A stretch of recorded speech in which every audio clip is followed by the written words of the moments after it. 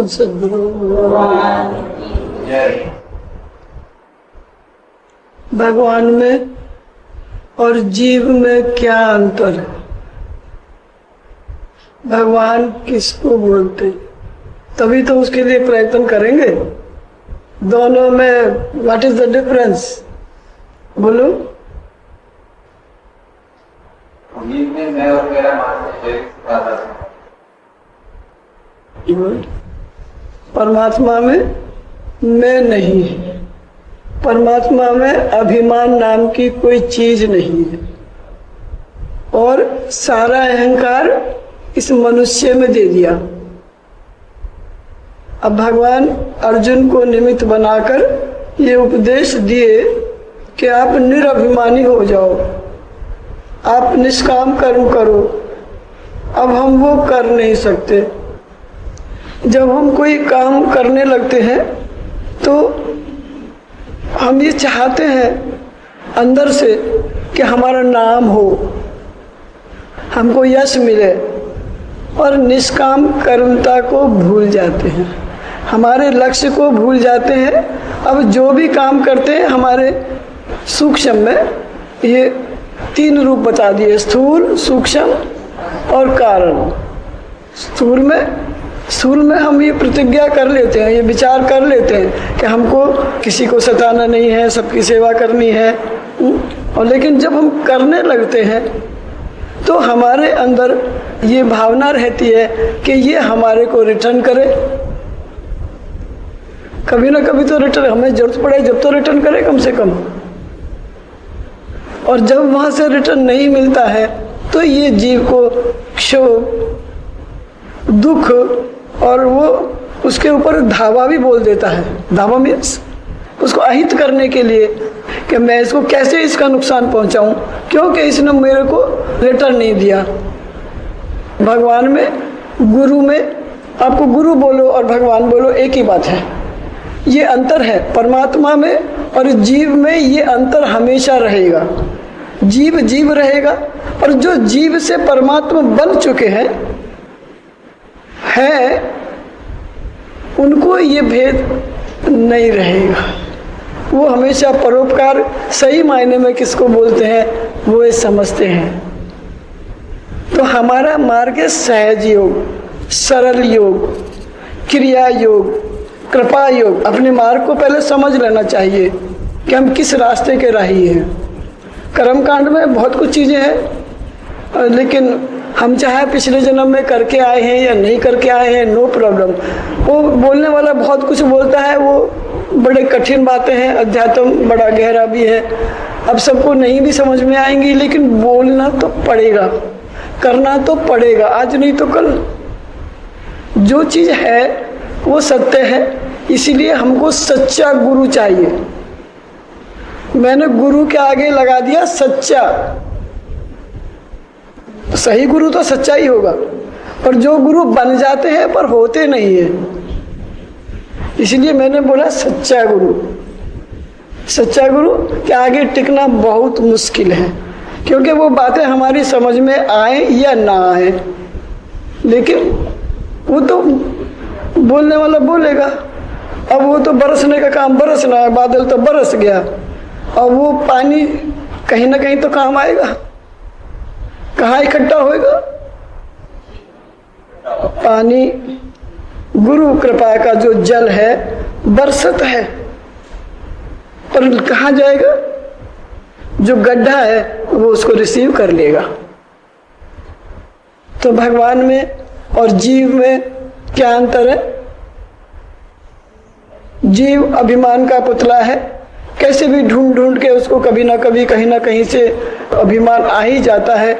और जो भी वो काम करता है उसके पीछे उसका कुछ वासना, उसकी कुछ कामना, कुछ अरमान उसके छिपे रहते हैं, जो कि शायद उसको भी ना मालूम पड़ते हो। क्योंकि हमको गुरु क्यों चाहिए? और वो भी सच्चा, जो जिंदे को खा जाए, जीवत डारे मार। सिंह की और साधु की एक गति, मरे हुए को नहीं खाता, सिंह भी मार के खाता है, और जीवत डारे मार। और जीवत माटी हो रहो साई सन्मुख होए। वो बड़ा मुश्किल है। भगवान में और जो हम हैं उनमें क्या अंतर है, मैं थोड़ा प्रयास कर रहा हूँ। देखो, हम बहुत सी चीज़ें बनाते हैं, हमारा विज्ञान युग है, बहुतों को हमको लगता है जीवन दान देते हैं, बहुत सी चीज़ों को हम विज्ञान युग में बहुत बना ली। जैसे आप देखो, एक कुम्हार घड़ा बनाता है, छोटा सा एग्जाम्पल, कुम्हार ने घड़ा बनाया, घड़ा किस चीज़ का बना? मिट्टी का। सब कुछ बनाया, कितनी सुंदर आकार बना दिए, लेकिन उसमें प्राण नहीं दे पाया, उसमें मन बुद्धि चित्त अहंकार नहीं दे पाया। बना तो दिया, लेकिन ये ऐसे पुतले बनाए हैं कि भगवान ने सिर्फ इन्हीं में ही मन बुद्धि चित्त अहंकार दिया है, गधे घोड़े में भी नहीं दिया है। बोले गधा है। क्यों गधा क्यों बोला उसको? आदमी होके गधा है, क्योंकि वो अपने बुद्धि को, ये सब अपने अपने हिसाब से है, कोई कम इंटेलिजेंट है, कोई ज़्यादा है, किसी में ज़्यादा भगवान का वो है, ये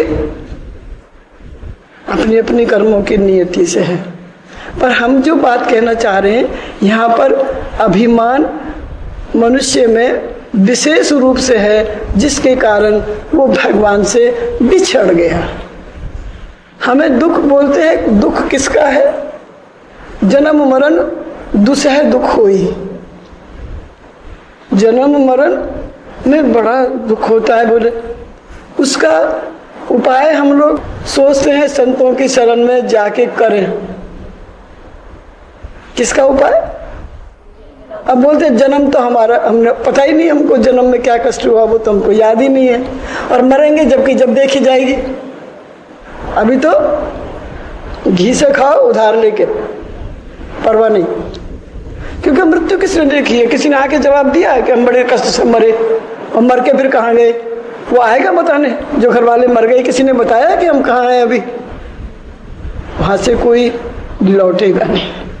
अब भगवान किसको बोलते हैं, अब मृत्यु किसको बोलते हैं, ये समझो। मृत्यु का दुख क्या है?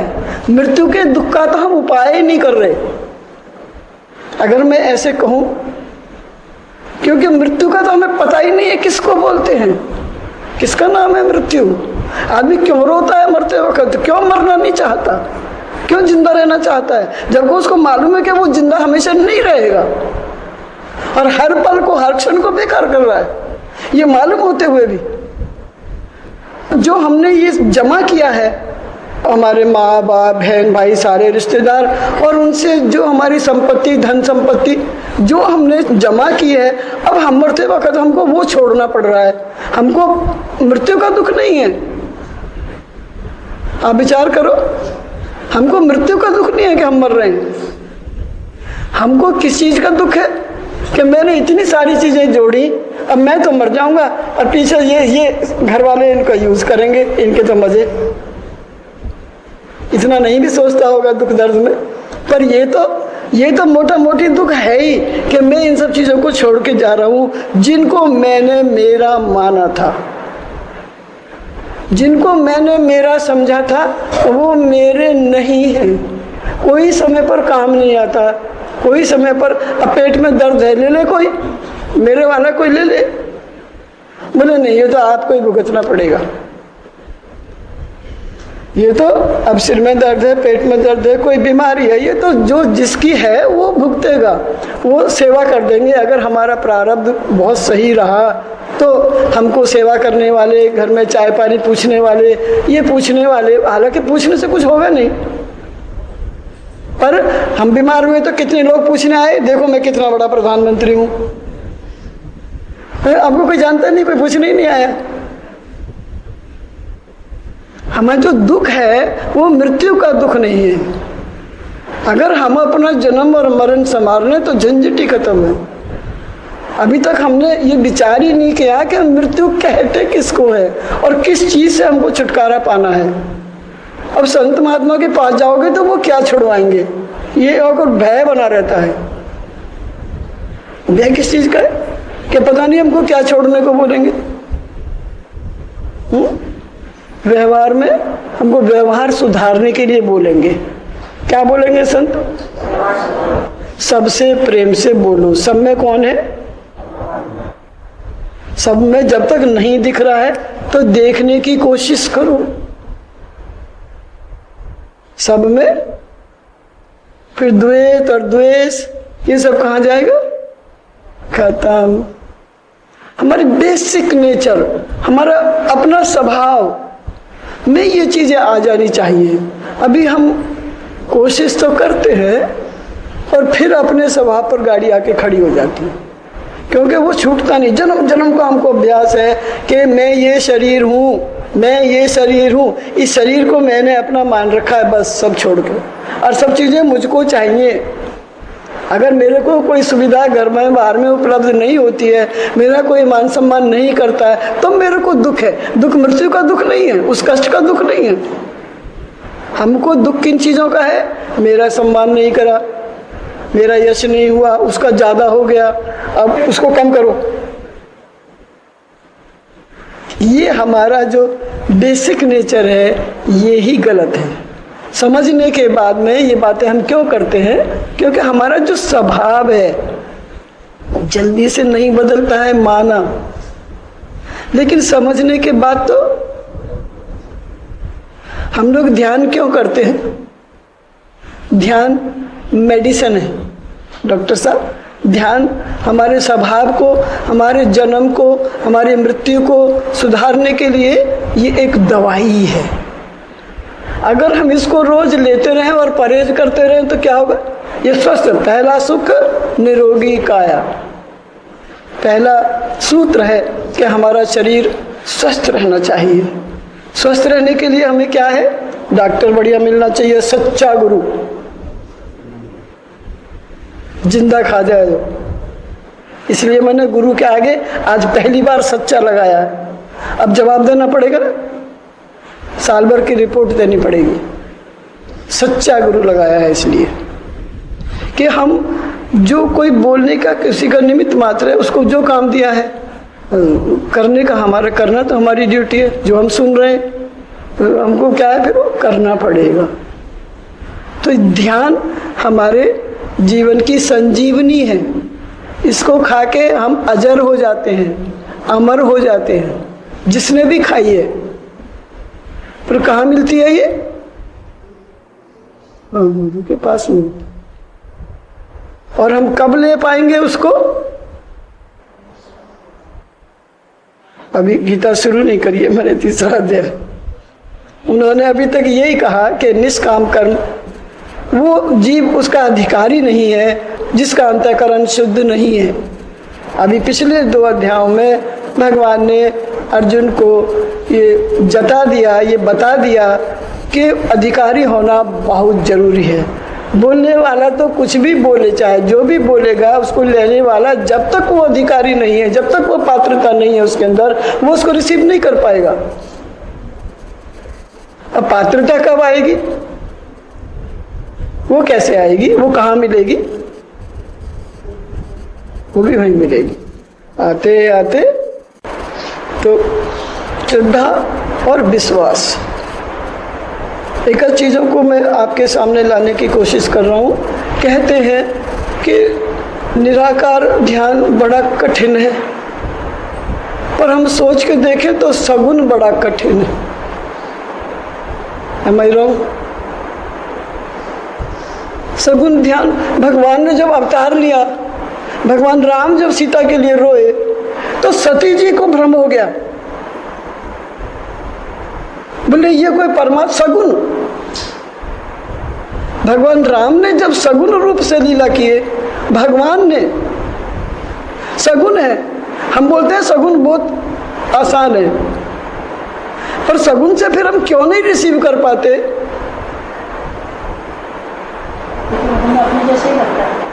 हमें अपने जैसा ही लगता है। तो लगता है ये भी अपनी पत्नी के लिए रो रहे हैं, हम भी रोते हैं, तो इनमें और हमारे में क्या फर्क है? क्या फर्क है दोनों के रोने में? अब विचार करना, घर जाके भी सोचना कि दोनों में जो परमात्मा लीला कर रहा है उसकी, और जो हम भी रोते हैं वो भी रो रहे हैं, तो दोनों के रोने में क्या फर्क है? कि हम भ्रमित हो गए। जहाँ जहाँ जब जब उन्होंने लीला करी है, हमेशा हम उनको समझने में फेल रहे। तो सगुण मुश्किल है कि निर्गुण? दोनों ही मुश्किल है, दोनों ही मुश्किल है। तो सरेंडर हो जाओ। गुरुदेव दया कर दो मुझ पर, गुरुदेव दया कर दो मुझ पर, मुझे अपनी शरण में रहने दो, मुझे अपनी शरण में रहने दो, गुरुदेव दया कर दो मुझ पर, गुरुदेव दया कर दो मुझ पर, मुझे अपनी शरण में रहने दो, मुझे अपनी शरण में रहने दो, गुरुदेव दया कर दो मुझ पर, गुरुदेव दया कर दो मुझ पर, मुझे अपनी शरण में रहने दो, मुझे अपनी शरण में रहने दो। प्रार्थना। भगवान से विनम्र होकर प्रार्थना कि हे भगवान, आपकी सिर्फ आपकी शरण चाहिए। क्या चाहिए? कुछ नहीं चाहिए। मृत्यु के दुख से निकलने के लिए, जन्म के दुख से निकलने के लिए केवल केवल परमात्मा की शरण चाहिए। परमात्मा की तो क्या करना? हमेशा उसको याद रहना। जब जिससे प्रेम हो जाता है ना, तो उसकी याद बनी रहती है, तब ये शास्त्र समझ में आता है। ये इतनी व्याख्या मैंने क्यों करी?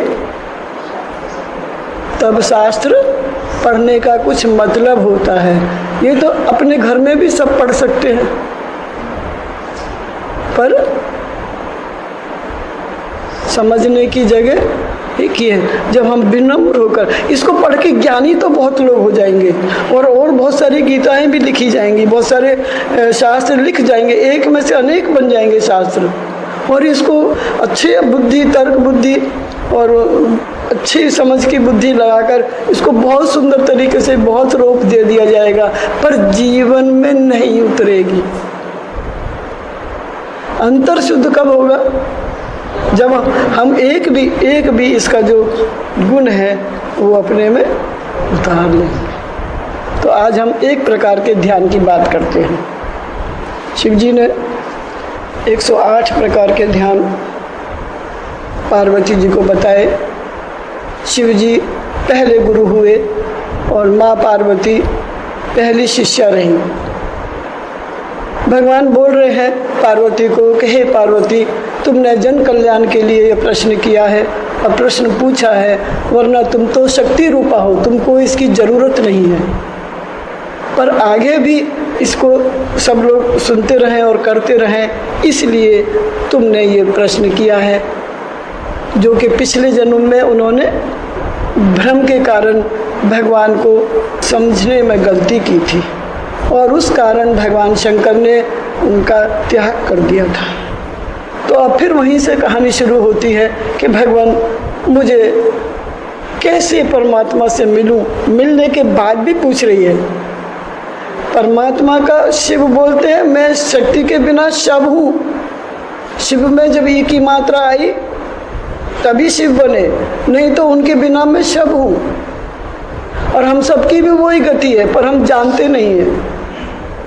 तो बोले फिर भी मैं जन कल्याण के लिए, आपने जो पूछा है, ध्यान के बहुत सारे प्रकार हैं, पर कुछ हम लोग करके भी देखें तो अच्छा लगेगा। आज उनमें से एक बता दूं है, तो आप आराम से बैठो। पहले एक बार हमने एक बताया हुआ है कि दृष्टि भ्रकुटी में और मन श्वासा में याते आत्म जानो जात है और कुछ बुद्धि नहीं। मेरे को लगता है कि आप लोग सभी जो यहाँ बैठे हैं उसका अभ्यास कर रहे हैं, कर रहे हो ना? और ये तो जब खूब करोगे जब समझ में आएगी कि अब और क्या करें, क्योंकि ये हमारे रास्ते पर ये होना ही होना है। ध्यान के बिना हमारा जो रास्ता है केवल ध्यान है, और ध्यान गुरु कृपा के बिना, गुरु और कृपा के बिना लगेगा नहीं। अब कृपा तो आप लोग मानते रहे ना, मैं कोशिश करता हूँ कि जो मैं देना चाह रहा हूँ, समझाना चाह रहा हूँ, वो हम सबकी समझ में आ जाए और हम भी उस रास्ते पर बढ़े आगे। तो आप देखना, सांस लेना और सांस छोड़ना ये तो सभी करते हैं, अपने आप करते हैं, प्रकृति कर रही है। इसको हम भूल भी जाते हैं, पर सांस तो लिया जा रहा है। हमारी भूलने से हम मरे नहीं कभी, क्योंकि हम भूले भी नहीं, क्योंकि हम लेते भी नहीं हैं, क्योंकि हम छोड़ते भी नहीं हैं। बस यही तो प्रॉब्लम है कि हमें होश आ जाए कि हम ले रहे हैं और छोड़ रहे हैं। अब चूंकि हमको होश नहीं है तो बहुत से काम हम बेहोशी में सही भी करते हैं, गलत भी करते हैं, नहीं मालूम। पर हम जो भी करें उसको होश में रह के करें। हमें होश आ जाए एक बार, ये हम कर रहे हैं, ये हम कर रहे हैं, बस इतना सोचो आप, ये हम कर रहे हैं। हम मर्डर कर रहे हैं, आप सोचो कि मर्डर करने जा रहे हैं। लेकिन जब हम करते हैं तो हम सोचते नहीं हैं, बस कर देते हैं। करने के बाद सोचते हैं कि बचाओ। हम आत्महत्या करते हैं, बस हम कर लेते हैं, हम सोचते ही नहीं कि हमको करनी चाहिए कि नहीं करनी चाहिए, बस कर लेते हैं। जो आत्महत्या करता है ना, वो भी बोलता है मुझे बचा लो, घर वालों के हाथ जोड़ता है, मुझे बचा लो, मैंने ऐसे गोली खा ली। उस वक्त उसने सोचा नहीं था। मैं क्या कह रहा हूँ, जो भी हम करें वो होश में करें।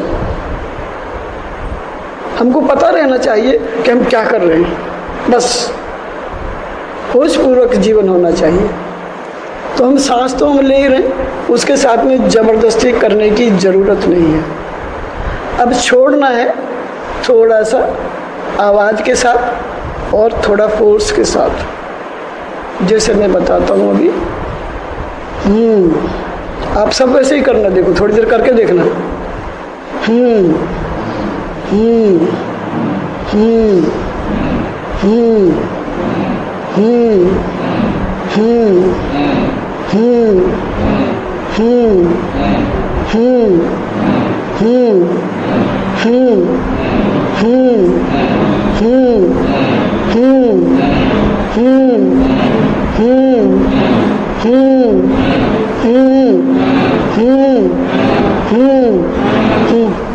आपको होने का, मैं हूँ, फिर बोलो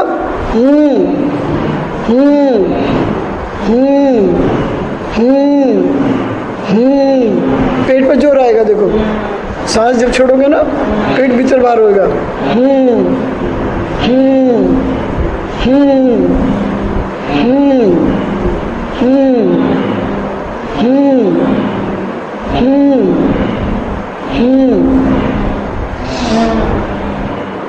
करो।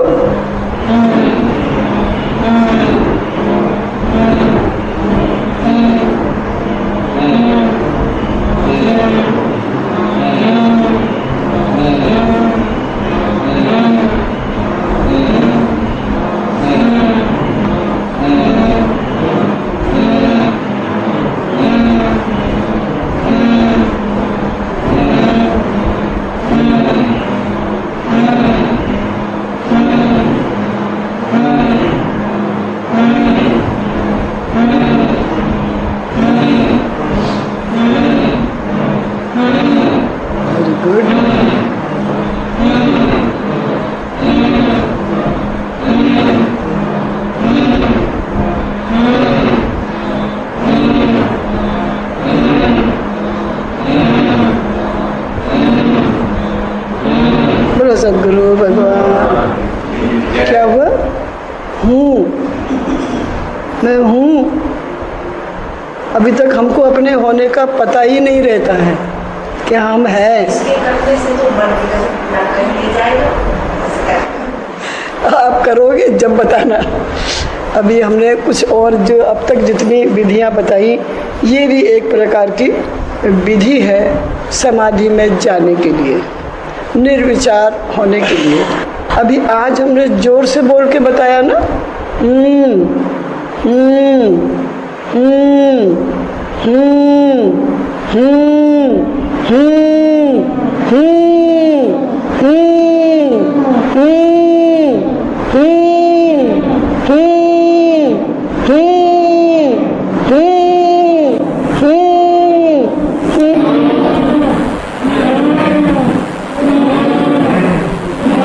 अभी तो आपकी आवाज आपके पड़ोसी सुन रहे हैं ना। अभी ये आवाज आपसे बाहर जा रही थी और सबने सुनी। ये अभ्यास करने के कुछ समय बाद फिर आपको अंदर ही करना चाहिए, बिना बोले। खाली पेट सुन जाएगा अंदर, लेकिन आवाज बाहर नहीं आनी चाहिए। करो।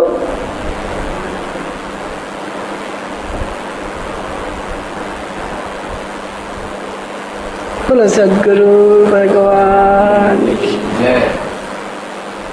निष्काम कर्म करने के लिए ये सारी हमारी मनोवृत्तियाँ जब शांत हो जाती हैं तो कामना रहित होने लगती हैं। फिर भी उन सच्चे गुरुओं के पास ये कामनाएं बिना बुलाए आती हैं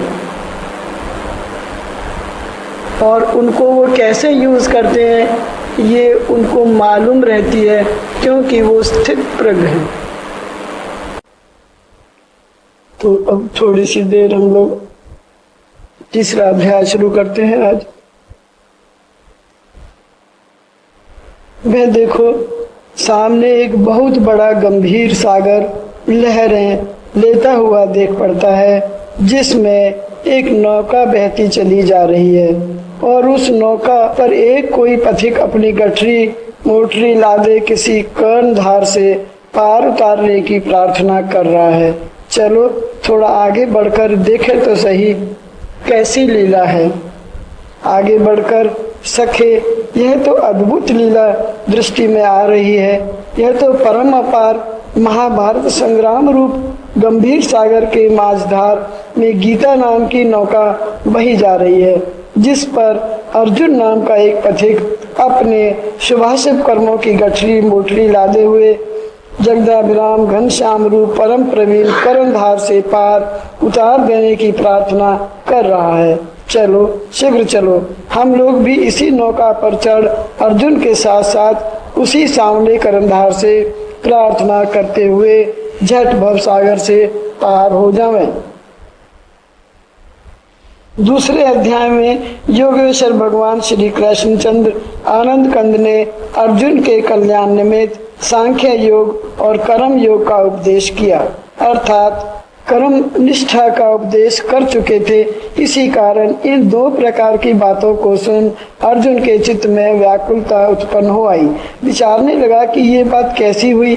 मैं तो श्रीपति को अपना परम हितकारी गुरु जानकर ऐसी आपत्ति के समय अपना परम श्रेय पूछ रहा हूँ और उनसे यूँ कह चुका हूँ कि हे भगवान, मैं धर्म के विषय में मूढ़ हूँ, इसलिए मैं तुमसे ये पूछता हूँ कि मेरे लिए कल्याण कारक हो सो निश्चय कर उपदेश करो। पर बड़े शोक की बात है कि जनार्दन ने ऐसा न किया। ये वृत्तियां तो मेरी उस प्रार्थना से विपरीत देख पड़ती हैं। न जाने इनके गूढ़ मर्म मेरी समझ में न आए। वह ऐसे घोर समय में केशव मेरी बुद्धि की परीक्षा कर रहा है, क्योंकि जिस ज्ञान निष्ठा को मुक्ति का उपाय बतलाया है, मुझको इस ज्ञान निष्ठा से रोककर कर्म निष्ठा ही में रहने की आज्ञा की है। जो कर्म इस जन्म में मेरी मुक्ति का कारण नहीं हो सकता, इससे बोध होता है कि मुझको युद्ध रूप घोर कर्म में फंसाकर अनेक जन्मों में भटकने के लिए छोड़ दिया है। हाँ, मैं ऐसा मंदभाग्य हूँ। ऐसा मन में विचार व्याकुल चित्त होकर बोला कि हे जनार्दन, तुमको संपूर्ण ब्राह्मण जनार्दन इसी कारण कहता है कि अपनी अभिलाषा की सिद्धि निमित्त जो सबों से याचा जावे, वह जिसमें सब प्राणी अपनी मनोकामना सिद्धि की प्रार्थना करें, उसे कहिए जनार्दन। अथवा जो जन्म को अथवा मात्र गर्भ में जन्म लेने को जो मुख्य कारण अविद्या तिसे नाश कर देवे, उसे कहिए जनार्दन। सो हे भगवान, ये सब गुण तो तुझ में विद्यमान ही है, फिर तुम जनार्दन कहलाकर इस समय मेरी बुद्धि को व्याकुल क्यों कर रहे हो? यदि तुम्हारी समझ में यह निश्चय है कि कर्म से ज्ञान श्रेष्ठ है, तो फिर मैंने जो तुमसे यही कहा था कि इन भीष्म, द्रोण इत्यादि श्रेष्ठ पुरुषों के वध करने से सन्यासी हो भीख मांगकर खाना उत्तम है, इस मेरे वचन को तुमने न माना, तब क्यों अपने बंधुओं को हिंसा रूप महाघोर नरकावह कर्म में मुझको नियुक्त करते हो? ऐसा क्यों? ऐसा कर्म से मुझको मुक्त क्यों नहीं करते? तुम तो कर्मों का निषेध करते हो, फिर कहते हो कि युद्ध कर। ऐसा क्यों? जब तुम ऐसी बात करोगे तो मुझ अज्ञानी का कहाँ ठिकाना लगेगा? माता यदि दूध में विष मिलाकर बच्चे को पिलावे तो उसके बचने की क्या आशा की जा सकती है? इसी प्रकार तुम्हारा उपदेश श्रवण कर मैं मानो मरा चला जाता हूँ, क्योंकि दो तत्वों के मिश्रित वचनों से मेरी बुद्धि को तुम मुंह में डाल रहे हो। यदि तुम्हारे विचार से तुम्हारे वचन उचित हो तो मैं मंदमती हूँ, मेरी समझ में कुछ नहीं आते। कभी तो तुम कहते हो कि वे त्रिगुणातीत कर्मों के बताने वाले हैं, इसलिए तू उनको छोड़ और निर्द्वंद नित्य सत्व होकर योग क्षेम की परवाह न करके आत्मानंद में प्रवेश कर जा, अप्रणतः होकर अपने में स्थिर हो जा। ऐसा कहकर मुझको निवृत्ति मार्ग उपदेश करते हो। फिर कहते हो कि कर्म ही में तेरा अधिकार है और क्षत्रियों के लिए युद्ध से बढ़कर कोई दूसरा धर्म नहीं है। ऐसा कहकर प्रवृत्ति मार्ग में डुबाते हो। फिर कहते हो अर्थात हे धनंजय, बुद्धि योग से कर्म अत्यंत निकृष्ट है। इस वचन से ज्ञान निष्ठा की अपेक्षा कर्म को निकृष्ट बतलाते हो। एवं प्रकार हे भगवान, एक ही अधिकारी को प्रवृत्ति और निवृत्ति दोनों का अधिकार कैसे हो सकता है? जैसे एक ही प्राणी को कोई कहे बैठे भी रहो और चलो भी, तो ऐसा नहीं हो सकता। हे भगवान, आप ही के उपदेश से मैं इतना तो अवश्य समझ गया हूँ कि जो देहाभिमानी है उसको कर्म की आवश्यकता है, क्योंकि उसे अपने देह का पालन पोषण तथा अपने नाम, यश, प्रभुता, महत्व इत्यादि के प्रचार करने की लालसा बनी रहती है, इसलिए वह कर्मों में फंसा रहता है। इसी के प्रतिकूल जिसका देह अभिमान नष्ट हो गया है उसी को ज्ञान की प्राप्ति होती है। इसलिए यह तो एक सीधी बात सही समझ सकते हैं कि कर्म और ज्ञान का अधिकार एक ही पुरुष को नहीं हो सकता। हे गोविंद, तब तुम मुझ एक मंदमती के प्रति क्यों ऐसे मिश्रित वचनों को कहकर मेरी बुद्धि को मोह में डाल रहे हो? यदि ऐसा कहो कि मैं तुझसे कर्म और ज्ञान दोनों को विकल्प मात्र कहता हूँ, तो हे भगवान, स्वजातीय वस्तु में विकल्प हो सकता है पर विजातीय में नहीं। जैसे धातुओं के गलाते समय स्वर्णकार सोना, चांदी, तांबा इत्यादि भिन्न भिन्न धातुओं को मिलाने में विकल्प कर सकता है, और इन धातुओं में किसी काष्ठ व फल, फूल इत्यादि का विकल्प नहीं हो सकता। इसी प्रकार ज्ञान और कर्म जो तुम्हारे ही कहने से विजातीय देख पड़ते हैं, इनमें विकल्प नहीं हो सकता। दूसरी बात यह है कि जब कर्म से ज्ञान श्रेष्ठ है तो ऐसा कौन मूर्ख होगा जो ऐसा ज्ञान रूप हीरा को छोड़ कर्म रूप कांच का ग्रहण करेगा? यदि ये कहो कि इन दोनों के अधिकारी भिन्न भिन्न हैं, तो ऐसे अल्प समय में मुझे एक अर्जुन के प्रति दोनों के कहने की क्या आवश्यकता थी? इसलिए हे जनार्दन, मेरी बुद्धि इस समय शांति को ना प्राप्त करके और भी व्याकुल हो गई है। प्रिय पाठकों, सत्य है इस समय अर्जुन की दशा ऐसी हो रही है जैसे ग्रहित पुनि वातवश तेही पुनि बाछी मार, ताही पिया ये वारुणी कहूँ कौन उपचार। कोई पुरुष अपने किसी बुरे ग्रह से ग्रसा हुआ दुखी हो रहा हो, तिस पर वातवश अर्थात वायु बिगड़ने से बावला हो रहा हो, तिस पर बिच्छू मार देवे और तत्पश्चात उसे मध्य पिला जावे, तो विचारने के योग्य है कि उसकी कैसी बुरी दशा हो जाएगी। इसी प्रकार इस समय अर्जुन की दशा समझनी चाहिए, क्योंकि एक तो बेचारा राज से संयुक्त हो गया है, तिस पर युद्ध छिड़ गया है, तिसमें बंधु वर्गों की हिंसा करने के शोक से घबराया हुआ है, तिस पर ज्ञान और कर्म दोनों सिद्धांतों से मिश्रित वचन सुनकर परम व्याकुलता को प्राप्त हो गया है। इस कारण अधिक ढिठाई से यूँ बोलता है कि हे केशव, मैं तुमसे यही प्रार्थना कर करता हूँ कि इन दोनों मार्गों में जौन मेरे लिए कल्याणकारक हो उसी एक को निश्चय कर करो।